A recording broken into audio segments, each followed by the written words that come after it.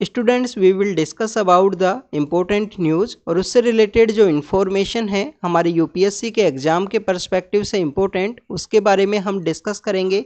First news है सिक्किम के बारे में। सिक्किम के अंदर ग्लेशियर लेक ब्रस्ट होने की वजह से वहाँ पे फ्लैश फ्लड का सिचुएशन क्रिएट हुआ। स्टूडेंट्स अब देखें कि वहाँ पे जो साउथ लहोनक जो लेक है, जो नॉर्दर्न पार्ट ऑफ सिक्किम के अंदर सिचुएटेड है, वहाँ पे ग्लेशियर लेक ब्रस्ट का सिचुएशन क्रिएट हुआ, जिसकी वजह से काफ़ी कुछ जो डिस्ट्रैक्शन है वो आपको देखने के लिए मिलेगा।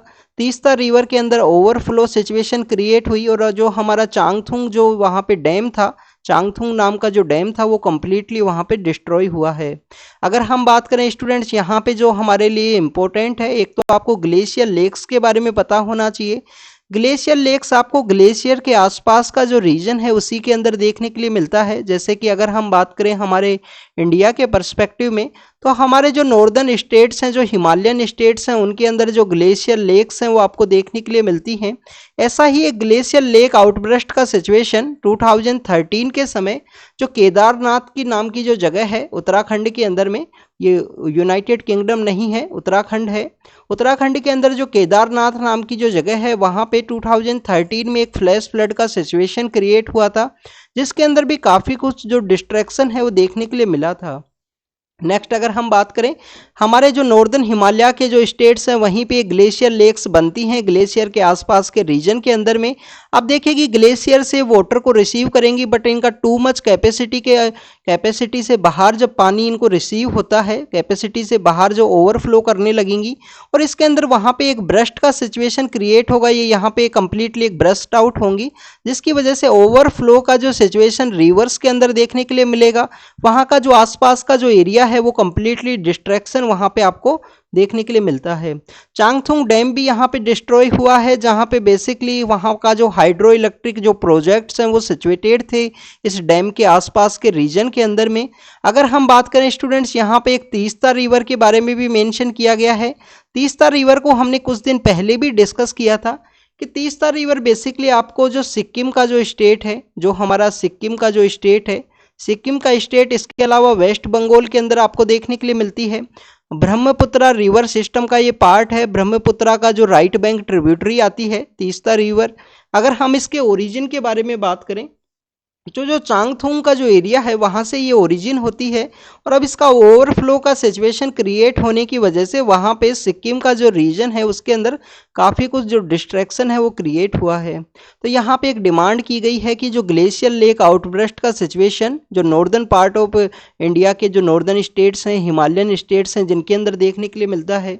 इसके अलावा अगर हम बात करें कि जो ग्लेशियर लेक आउटब्रस्ट का जो फ्लैश फ्लड का सिचुएशन है वो भूटान के अंदर में, वो आपको भूटान के अंदर में, भूटान के अलावा जो तिब्बत का जो रीजन है वहाँ पे, नेपाल के अंदर और पाकिस्तान के अंदर देखने के लिए मिलता है, नेपाल और पाकिस्तान के अंदर में।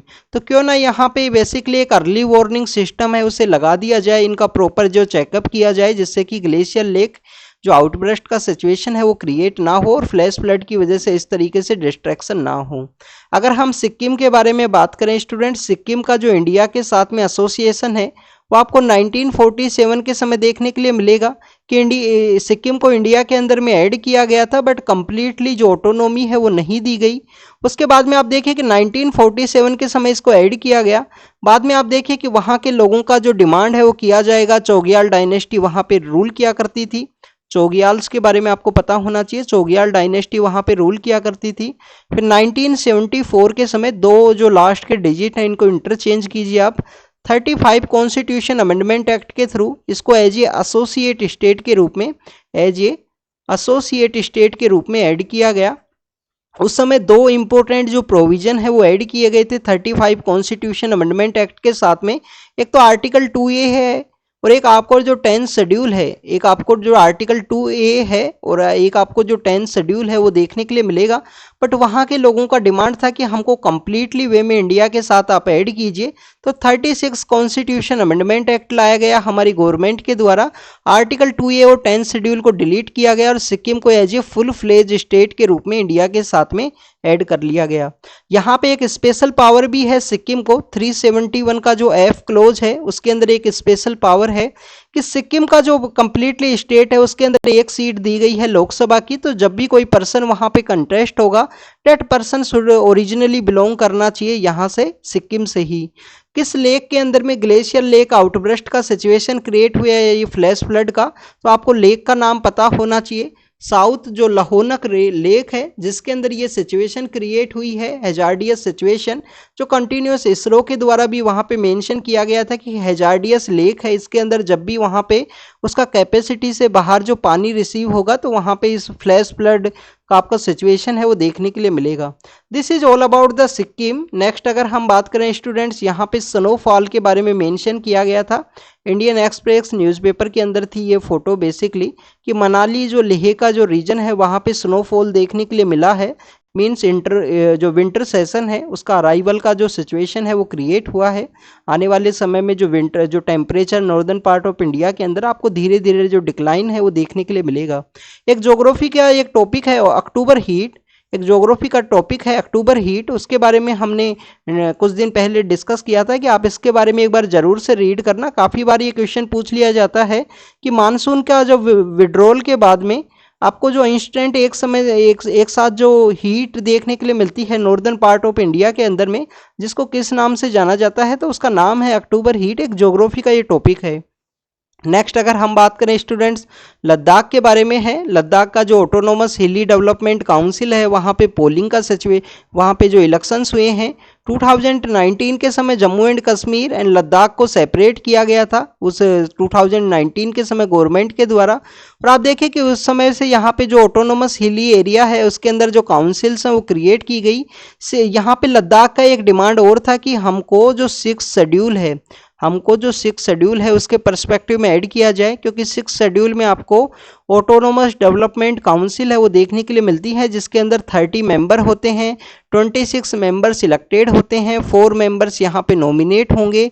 यहाँ पे जो भी कोई कानून है, चाहे सेंटर का हो स्टेट का हो, वहाँ का जो लोकल जो ऑटोनोमस डिस्ट्रिक्ट काउंसिल है उसका रिकमेंडेशन के बाद ही इम्प्लीमेंट आपको देखने के लिए मिलता है।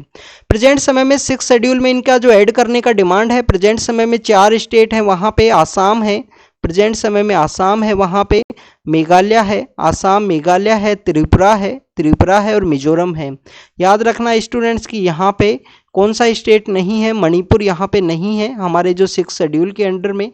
नेक्स्ट अगर हम बात करें स्टूडेंट्स उज्ज्वला स्कीम के बारे में है, प्रधानमंत्री जो उज्ज्वला स्कीम है हमारे यहाँ पे क्लीन कुकिंग गैस के रिगार्डिंग में प्रधानमंत्री उज्ज्वला योजना है उसके बारे में यहाँ पे मेंशन किया गया है। एक उज्ज्वला योजना के बारे में आपको और पता होना चाहिए, उसका नेम डिफरेंट है, UJJA है पहले उज्ज्वला। वो योजना किसके लिए है? वो योजना बेसिकली LED जो लाइट्स है उनकी डिस्ट्रीब्यूशन के रिगार्डिंग में है। और LED लाइट्स का जो आपको क्वांटम डॉट्स का जो कॉन्सेप्ट है उसी के बेसिस पे इस साल जो नोबल केमिस्ट्री का जो नोबल प्राइज है वो दिया गया है क्वांटम डॉट्स के कॉन्सेप्ट के ऊपर ही। तो यहाँ पे अगर हम बात करें प्रधानमंत्री उज्ज्वला योजना के बारे में, तो क्लीन कुकिंग गैस के रिगार्डिंग में है। क्लीन कुकिंग गैस उनके अंदर जो सब्सिडाइज जो यहाँ पे जो सिलेंडर्स हैं वो प्रोवाइड करने हैं। कुछ दिन पहले हमने आपसे क्वेश्चन पूछा था, हमारे जो यहाँ पे कुकिंग गैस सिलेंडर्स होते हैं उनके अंदर बेसिकली कौन सी जो गैस है उसको ऐड किया जाता है। एक स्टूडेंट ने वहाँ पे राइट जवाब दिया था कि उसको जो लीकेज का जो सिचुएशन है उसको डिटेक्ट करने के लिए जो गैस उसके अंदर ऐड की जाती है। कि आपसे ऐसा क्वेश्चन पूछ लिए जा सकते हैं, तो आपको ये पता होना चाहिए। स्टूडेंट्स अगर हम बात करें प्रधानमंत्री उज्ज्वला योजना के बारे में, तो टोटल उसके अंदर अभी प्रेजेंट समय में 9.6 करोड़ बेनिफिशरीज हैं, 9.6 करोड़ पर्सन इससे बेनिफिशियल हैं, इससे जुड़े हुए हैं। नेक्स्ट अगर हम बात करें उज्ज्वला के अंदर जो सब्सिडी का जो रेट 200 रुपये हुआ करता था उसको इंक्रीज करके 300 रुपये किया गया है यहाँ पे प्रधानमंत्री उज्ज्वला योजना के बारे में। तो आपको यहाँ पे एक बात पता होना चाहिए कि cabinet committee on economic affairs के द्वारा ये डिसीजन लिया गया। Cabinet committee on economic affairs के द्वारा ये डिसीजन लिया गया है कि यहाँ पे जो 200 रुपये हुआ करते थे उसको इंक्रीज करके 300 रुपये सब्सिडी के रूप में किए जाएंगे, 300 रुपये सब्सिडी के रूप में किए जाएंगे प्रधानमंत्री उज्ज्वला योजना के अंदर में।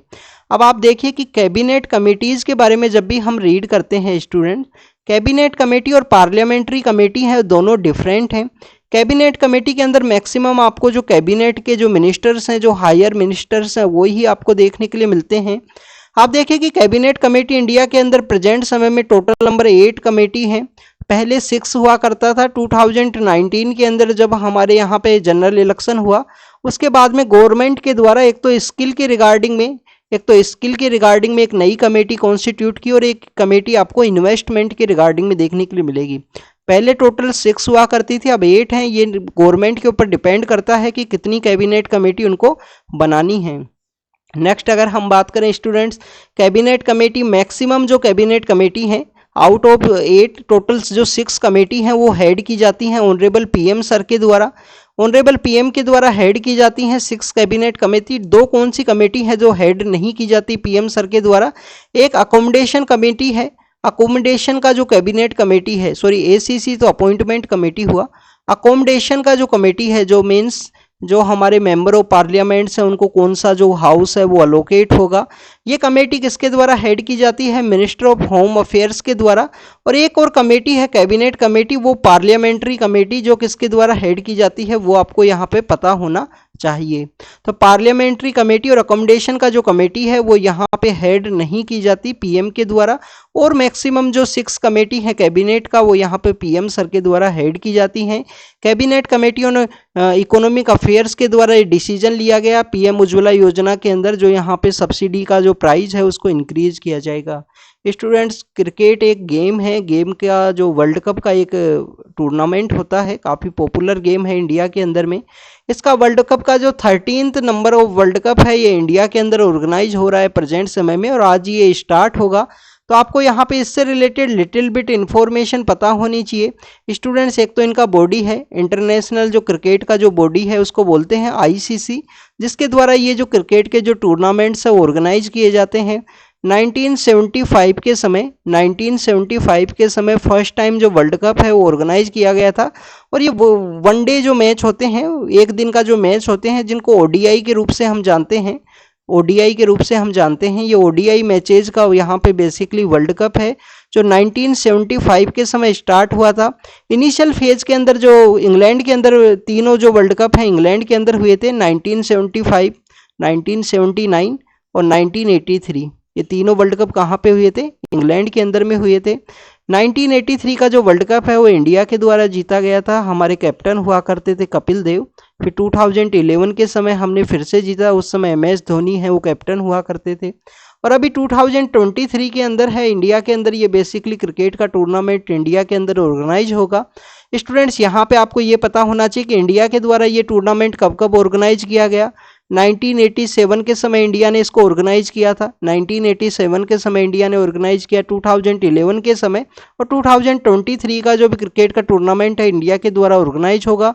1983 में फर्स्ट टाइम इंडिया यहाँ पे जीता था। फर्स्ट जो चैंपियन है वो वेस्ट इंडीज है। ये कुछ इन्फॉर्मेशन है, तो हो सकता है कुछ क्वेश्चन यहाँ से पूछ लिया जाए।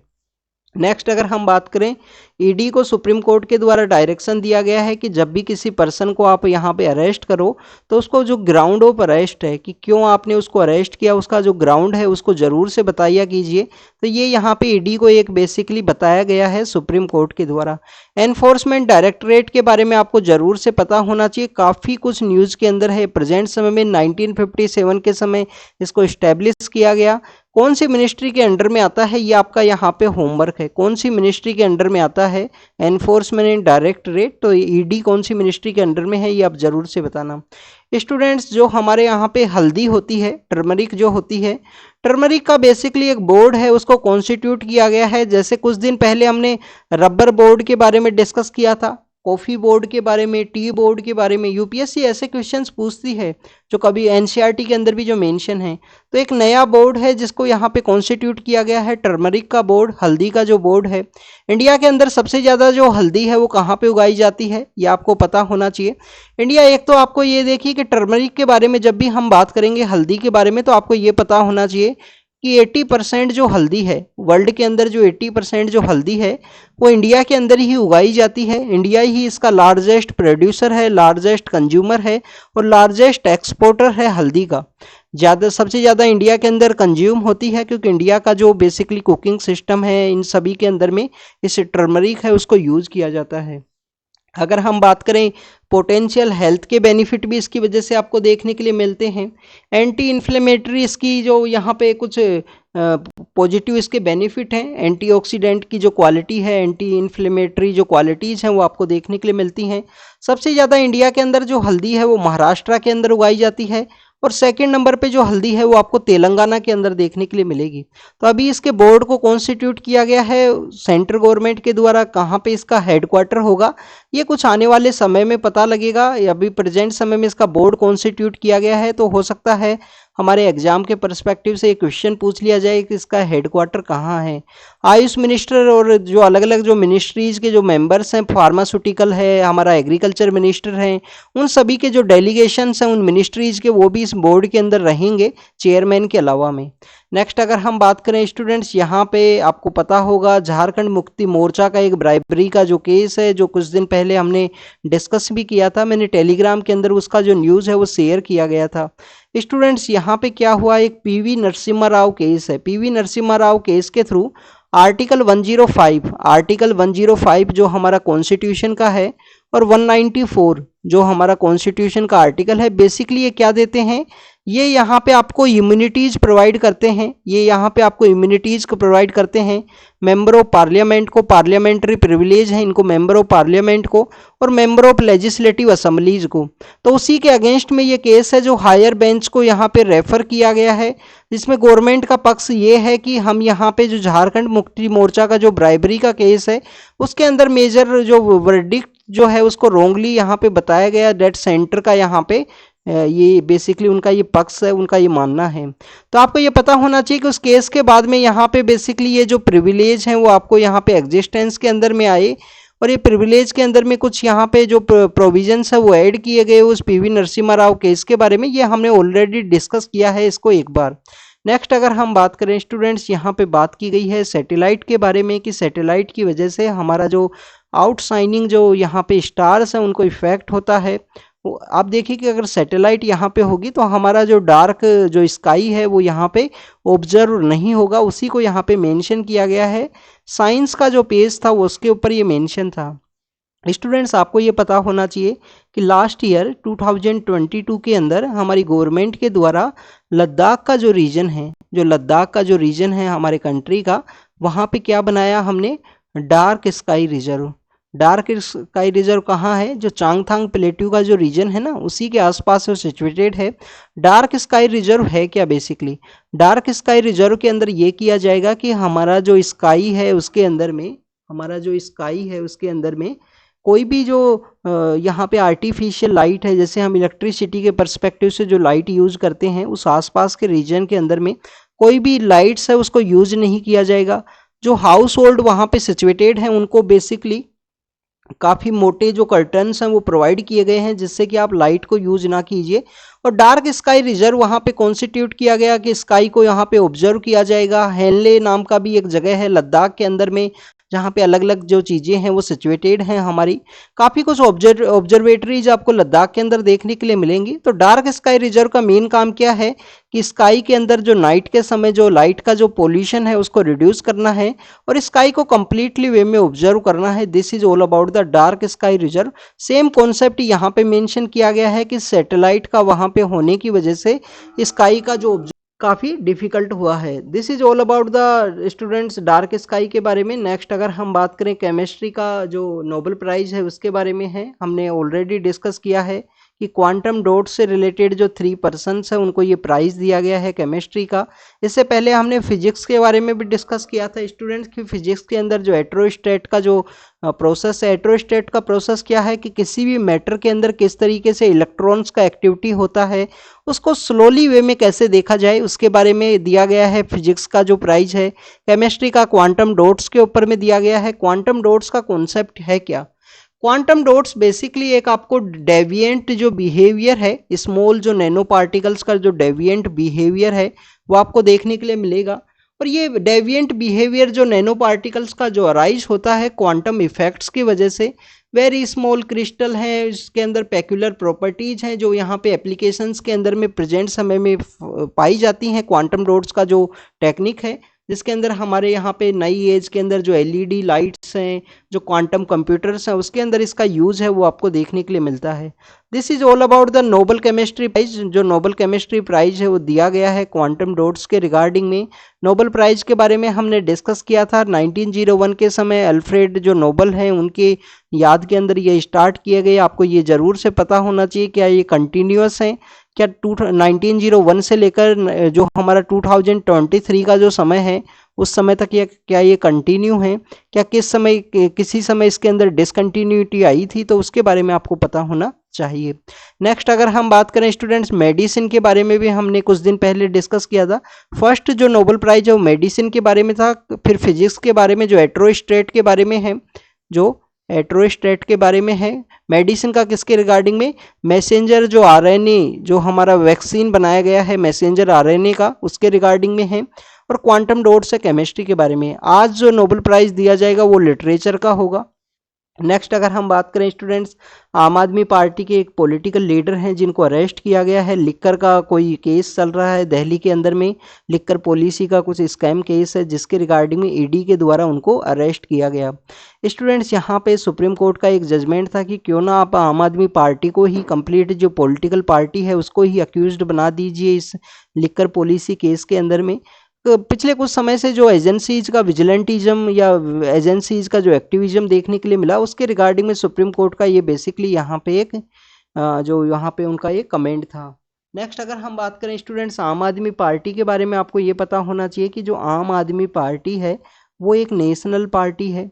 वो एक क्या है, national party. After the Gujarat election इसको जो नेशनल पार्टी का स्टेटस मिला है। आम आदमी पार्टी के बारे में या नेशनल पार्टी के बारे में आपको पता होने चाहिए प्रेजेंट समय में इंडिया के अंदर कितनी जो नेशनल पार्टीज हैं। तो total 6 number of national party हैं हमारे कंट्री के अंदर प्रेजेंट समय में। भारतीय जनता पार्टी बीजेपी है, इंडियन नेशनल कांग्रेस है, इंडियन नेशनल कांग्रेस के अलावा जो बहुजन समाजवादी पार्टी है जो मैक्सिमम आपको उत्तर प्रदेश के अंदर डोमिनेशन है, मायावती जो उनका लीडर आपको नाम सुना होगा आपने। नेक्स्ट अगर हम बात करें सीपीआईएम है, जो सीपीआईएम है वो आपको देखने के लिए मिलेगी। और नेशनल पीपल्स पार्टी जो आपको नॉर्थ ईस्ट के रीजन के अंदर ये सिचुएटेड है, नॉर्थ ईस्ट इंडिया की फर्स्ट पार्टी है जिसको यहाँ पे नेशनल पार्टी का स्टेटस है वो दिया गया है। तो ये टोटल 6 पार्टीज हैं जिनको हमारे यहाँ पे नेशनल पार्टी का स्टेटस है। नेशनल पार्टी का स्टेटस का क्या क्राइटेरिया है, नेशनल पार्टी का स्टेटस का क्राइटेरिया ये है स्टूडेंट्स की किसी भी पार्टी को 6% वोट हैं वो लेने होते हैं। जनरल इलेक्शन का जो समय है ना, जनरल इलेक्शन मीन्स लोकसभा के जो इलेक्शंस होते हैं उसके अंदर 6% वोट लें। 6% वोट लेने के साथ ही यहाँ पे जो 4 मेंबर ऑफ पार्लियामेंट्स हैं वो भी इनके इलेक्ट होके आए।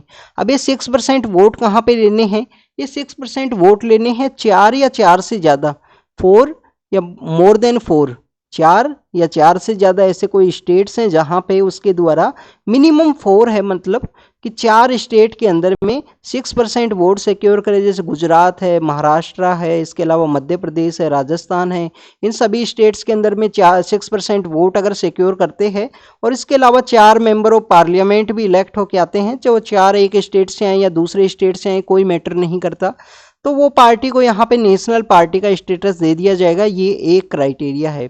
नेक्स्ट क्राइटेरिया ये है कि 2% जो टोटल हमारा जो इलेक्शंस होता है ना, जनरल इलेक्शन 545 सीट है प्रेजेंट समय में, मींस 11 या 12 के आसपास जो नंबर्स हैं, 12 अगर मेंबर ऑफ पार्लियामेंट इलेक्ट होके आते हैं, 2% मेंबर ऑफ पार्लियामेंट इलेक्ट होके आई।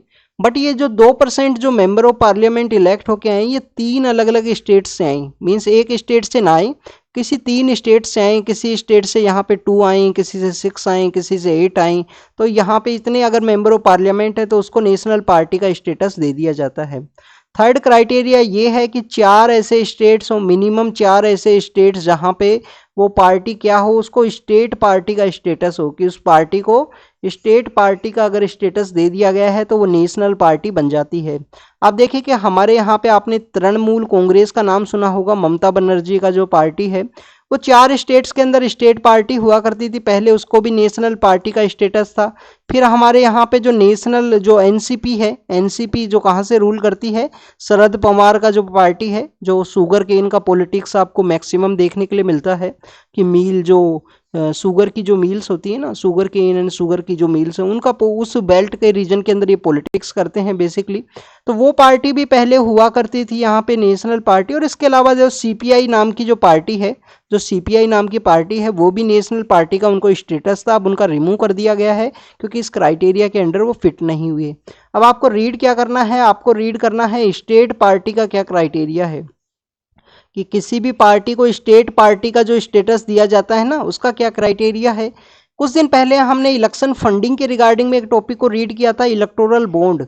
इलेक्टोरल बॉन्ड का एक क्राइटेरिया क्या था कि किसी भी पॉलिटिकल पार्टी के द्वारा स्टेट के इलेक्शन के अंदर में और वहाँ पे जो लोकसभा के इलेक्शंस हुए हैं उस स्टेट के अंदर 1% अगर सीट ली जाती हैं, 1% अगर वोट लिए जाते हैं, सॉरी 1% वोट लिए जाते हैं, तो इलेक्टोरल बॉन्ड के लिए वो एलिजिबल है।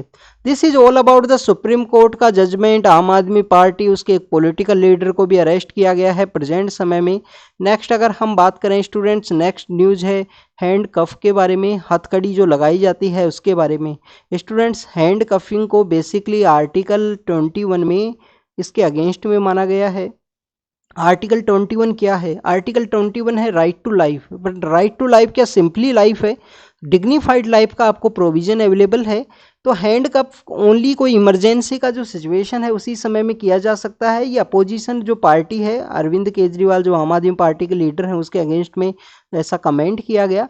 तो आपको ये पता होना चाहिए कि आर्टिकल 21 के अंदर हैंड कप का जो सिचुएशन है वो नहीं है। किसी इमरजेंसी सिचुएशन के अंदर में या 3 क्राइटेरिया उसके अंदर बताए गए हैं कि या उसको जो कन्विक्टेड पर्सन है उसको जेल के अंदर ट्रांसफ़र किया गया है, जेल से जुडिशल के लिए लेके जा रहे हैं, तो उस समय में उसको हैंड कप किया जाता है। इसके अलावा यहाँ पे डिग्निफाइड लाइफ की वजह से जो आयरन, जो यहाँ पे आयरन्स के अंदर में उसको हैंडकफ नहीं किया जा सकता, हथकड़ी नहीं लगाई जा सकती। इसके रिगार्डिंग में काफ़ी कुछ केस हैं। प्रेम शंकर शुक्ला केस है वर्सेस दिल्ली एडमिनिस्ट्रेशन का। अभी रिसेंटली जो कर्नाटक के अंदर में एक पर्सन है जिसको ऐसे ही हैंडकफ किया गया था, हथकड़ी लगाई गई थी। उसके बाद में उस पर्सन को ने केस किया और उसको यहाँ पे कुछ कंपनसेशन है वो देना पड़ा कर्नाटक का जो अथॉरिटीज़ है उनको। नेक्स्ट अगर हम बात करें स्टूडेंट, नेक्स्ट लक्षद्वीप के जो मेंबर ऑफ पार्लियामेंट है वो यहाँ पे डिस्क्वालीफाई हुए हैं सेकेंड टाइम में। तो ये जो केरल जो हाई कोर्ट है उसके द्वारा डिसीजन दिया गया। कुछ दिन पहले हमने हाई कोर्ट्स के बारे में डिस्कस किया था कि अंडमान एंड निकोबार का जो हाई कोर्ट है वो किसके अंडर में आता है, कौन से हाई कोर्ट के अंदर में? जो हमारा कैलकाटा हाई कोर्ट है। पुडुचेरी आपको किसके अंडर में देखने के लिए मिलेगा? वो आपको देखने के लिए मिलेगा मद्रास हाई कोर्ट के अंदर में। और केरल हाई कोर्ट के अंडर में कौन है? यहाँ पे लक्षद्वीप। कौन सी डिग्री लाइन है जो इसको क्रॉस करती है? 8 डिग्री है या 9 डिग्री है? ये आप रीड करना इसके बारे में, लक्षद्वीप के बारे में। और लक्षद्वीप काफ़ी कुछ न्यूज़ के अंदर है। 2021 के समय भी यहाँ पे जो एडमिनिस्ट्रेटर हुआ करते थे उनके द्वारा कुछ रूल्स एंड रेगुलेशंस है वो लगाए गए थे, तो ये किसी केस के अंदर इनको डिस्क्वालीफाई किया गया है। छत्रपति शिवाजी महाराज के बारे में है कि उनका जो वाघ नख है, वाघ नख क्या होता है स्टूडेंट्स? वाघ नख बेसिकली यहाँ पे जो टाइगर का जो क्लोज है उसकी तरह बना होता है, स्टील का ये बना होता है। शिवाजी महाराज के द्वारा 1659 के समय, छत्रपति शिवाजी महाराज के द्वारा 1659 के समय इसको यूज किया गया था अफजल खान को वहाँ पे मर्डर करने के रिगार्डिंग में। अफजल खान जो बीजापुर के हुआ करते थे, डेक्कन का इनको यहाँ पे एक बेसिकली एक वॉरियर हुआ करते थे। डेक्कन के एरिया के अंदर इन्होंने काफ़ी कुछ एरिया कैप्चर किया था। तो शिवाजी उनसे मिलने जाते हैं और इस वाघनख के द्वारा उनका मर्डर किया जाता है। अभी इस वाघनख को रिटर्न करने की बात की गई है वहाँ पे जो यूनाइटेड किंगडम की जो गवर्नमेंट है उनके द्वारा, कि वाघनख को हम रिटर्न करेंगे, जो महाराष्ट्र के लिए काफ़ी कुछ इंपॉर्टेंट है। शिवाजी महाराज का 350 यहाँ पे एनिवर्सरी भी है, तो आपको यहाँ शिवाजी महाराज के बारे में पता होना चाहिए। कुछ साल लास्ट ईयर हमारी गवर्नमेंट के द्वारा हमारी जो नेवी है, नेवी के पर्सपेक्टिव में भी शिवाजी महाराज का जो इम्पोर्टेंस है उसको देखा था। हमारा जो फ्लैग है उसके ऊपर में शिवाजी महाराज का जो इन्फ्लुएंस है वो देखने के लिए मिला है। जिब्राल्टर ऑफ ईस्ट के रूप से इनको जानते हैं।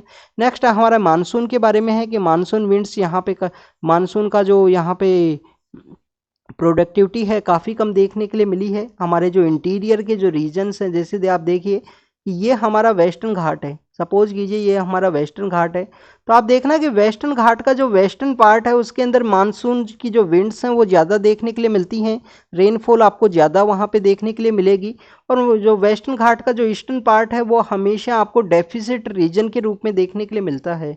उसके बिहाइंड के रीजन क्या है? बिहाइंड के रीजन यही है कि हमारे जो वेस्टर्न घाट है वो मोर हाइट उनका ज़्यादा है ईस्टर्न घाट के कंपेरिजन में, अगर हम कंपेयर करें। इसकी वजह से मैक्सिमम रेनफॉल है जो इस तरह से होगी इसी साइड में, और जो दूसरा साइड है वो यहाँ पे रेन शैडो के रीजन के अंदर में आने की वजह से। नेक्स्ट अगर हम बात करें स्टूडेंट्स, यहाँ पे एक्सेस के अंदर बारिश हुआ गुजरात के अंदर में और वेस्टर्न पार्ट ऑफ राजस्थान के अंदर में, और यहाँ पे जो रेड कलर में दिखाया गया है वहाँ पे आपको डेफिसिट रेन है वो देखने के लिए मिलेगी, बाकी नॉर्मल है।